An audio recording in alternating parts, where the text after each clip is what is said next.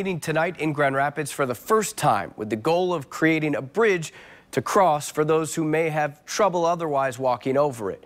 It may at first seem counterproductive until you meet the pair behind it and the young woman who's learned to live loudly through her differences. It may seem like the most unlikely of places.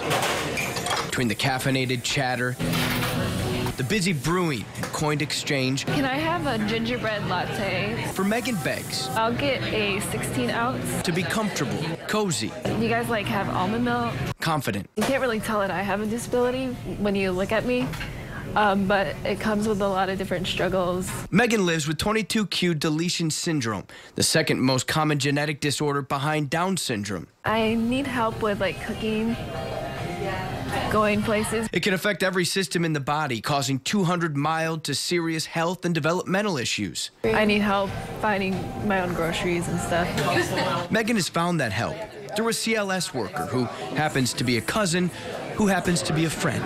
And the biggest thing with Meg and the uniqueness is that she knows and she's vocal about the fact that she is 22q. Carly Van Dynen has become a calming power for Megan, especially in times of crippling anxiety. Some days Megan will be like, can you stop being like my sister? And some days we're laughing our butts off the whole time. And now the two hope to be that same calming power for those with similar differences. Cozy coffee and friendly faces. Yes, cozy coffee and friendly faces. It's a group on Facebook and Instagram, an invite for those with developmental issues or social anxieties to find comfort around those who know the feeling. Really, if you wanted to come here and that's your first step of being able to be at a coffee place and just sit while other people are here, I think that's a huge step. They know an unconventional step, but will be the first to show you Megan is proof it's possible. I just hope in that process it helps people to look at the positive side of life and not just look at the things that may be really hard. All right, so this is for everybody and anybody. They say no pressure attached to it.